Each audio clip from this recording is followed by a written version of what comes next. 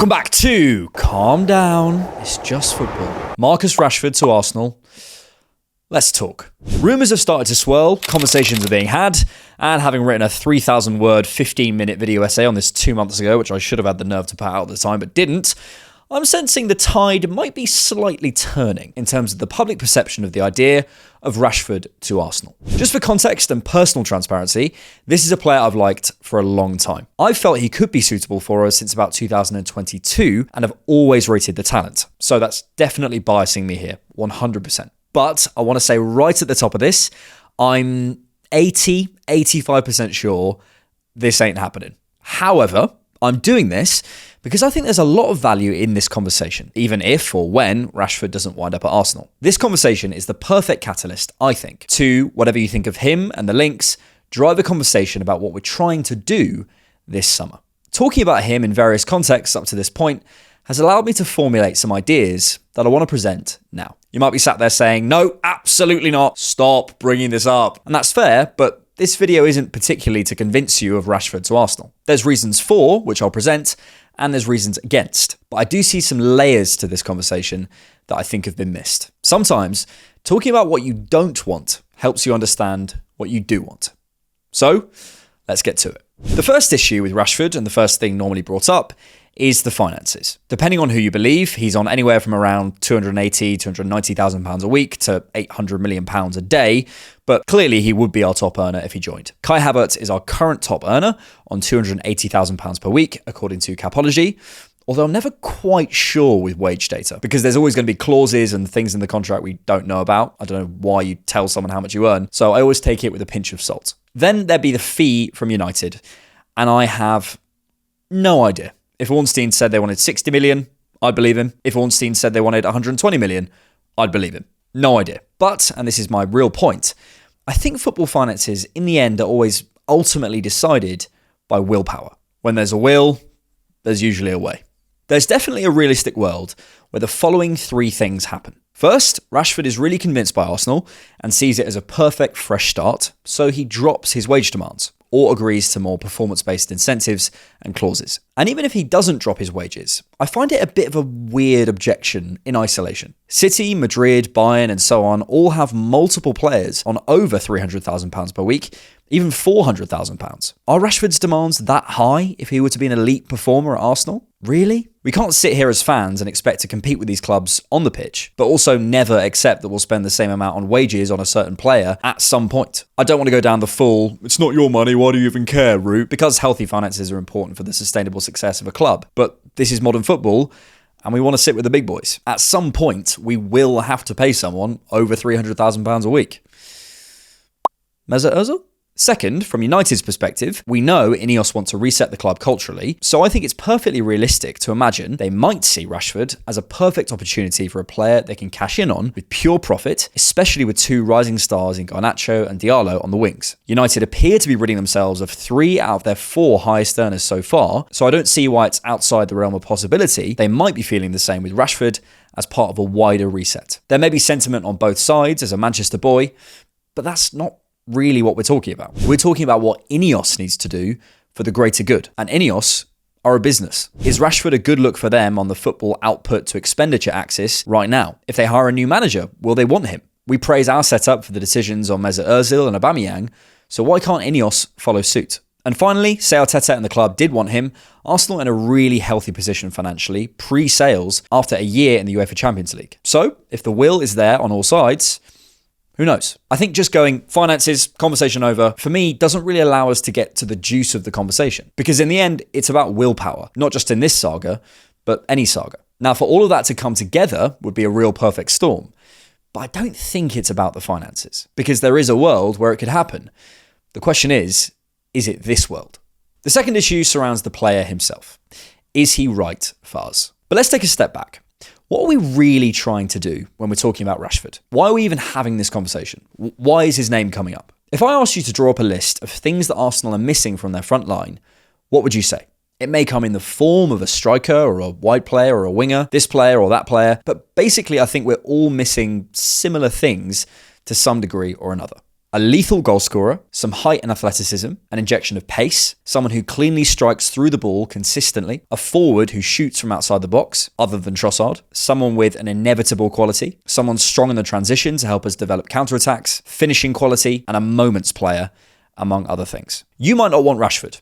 I totally get it. But if you agreed with that list, which I think most people would, you literally can't argue that Rashford, at his absolute best, doesn't tick most of, or maybe even all of those boxes. Then if I asked you to draw me up a list of top players around Europe who fix those specific problems in that list emphatically, with a good sample size of, albeit inconsistently, hitting elite levels in a top league, I honestly think you're struggling for more than 10 names. There are other options, of course. Leao, Osimhen, Šeško, Williams, etc. all do and don't hit that list in different ways, but also bring other qualities. But there is a bit of a weird narrative that Rashford just isn't even vaguely suitable for us. Like, it's ridiculous to even bring him up. But look what we need, and look what he is. Rashford, at his best, crucially, has qualities we don't have. And now we're reaching the top level. There's just not that many players who have proven they're at the level to play for us and tick that many boxes. And we know Edu and Mikel value Premier League experience too. Look at their signing record. They like players from this league and rarely go for completely unknown talent, further narrowing that list potentially. There's definitely an aspect of this that's about allowing what we already have to flourish even further. Maybe a conversation for another day about Arteta's usage of the players. But I don't think we can say that even if the shackles were totally released on Saka and Martinelli, that list gets fixed totally in-house. So I think we have to look at the market.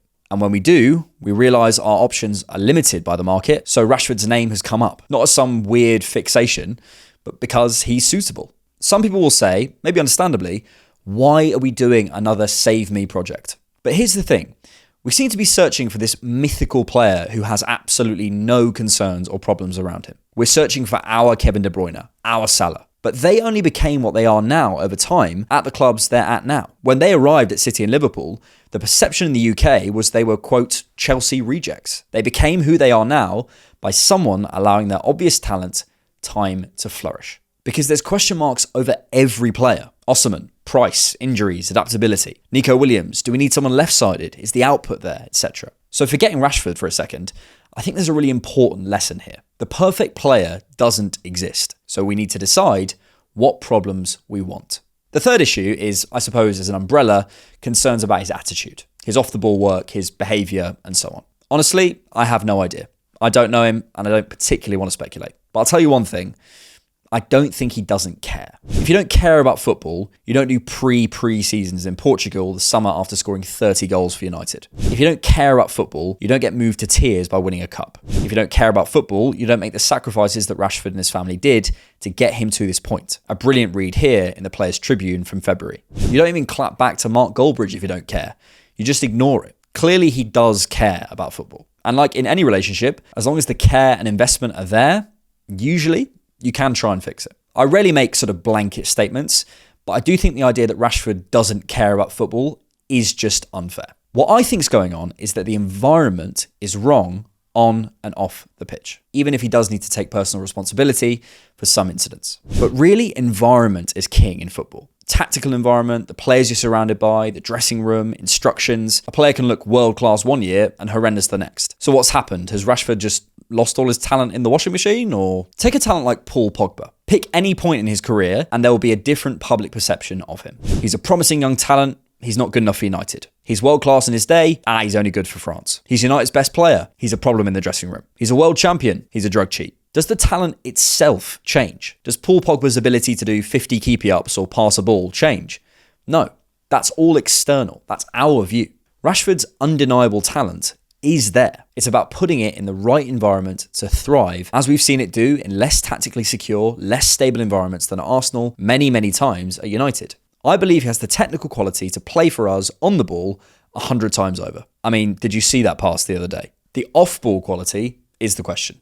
And no doubt, there are concerns. The only specific point I'll make is that the idea that he just doesn't press isn't true. I remind people we had the exact same concerns about Havertz last year. Rashford has shown himself to be fine in this aspect in the past, and the distances Erik ten Hag asks his team to cover in a game from back to front are just crazy. So of course the intensity will drop. He's not shown much intensity under ten Hag, but watch how many times he's the lone player asked to step onto a 3 or 4 man build-up while his centre-backs are sat on the M60. He was brilliant out of possession in that narrow 4 the other day in the cup final. Extremely disciplined. But the honest answer is, I don't know if Rashford has the off-ball capacity to play for this team. I know he can run, and I know he cares. And I know he's been in a huge mixture of environments over the years at United. And Arteta might be willing to take a risk and coach him.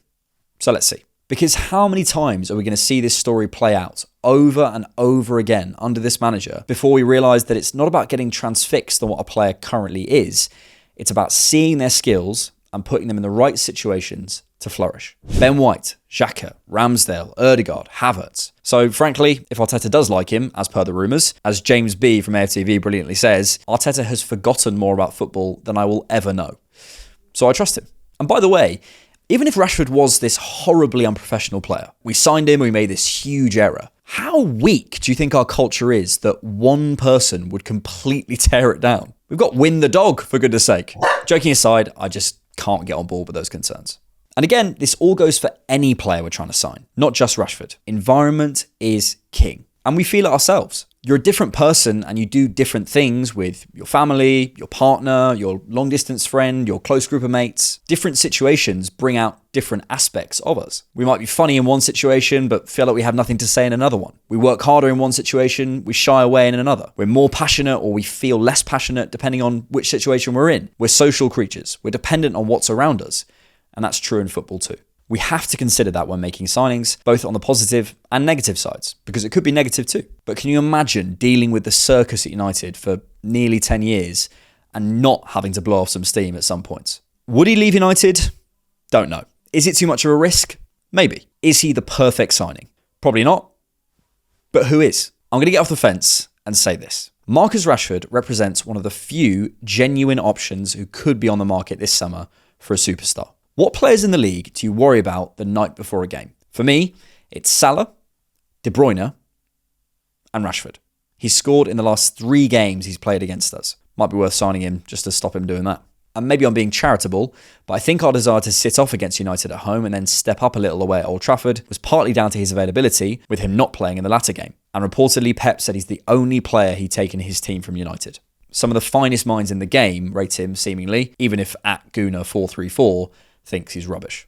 But even if it's not Rashford, he's taught me something. He's taught me something about what we're doing this summer. Talking it over on podcasts, arguing on group chats, mulling it over here, I've taken 3 key lessons. Willpower conquers finances. You don't get perfection, you just get to choose your problems.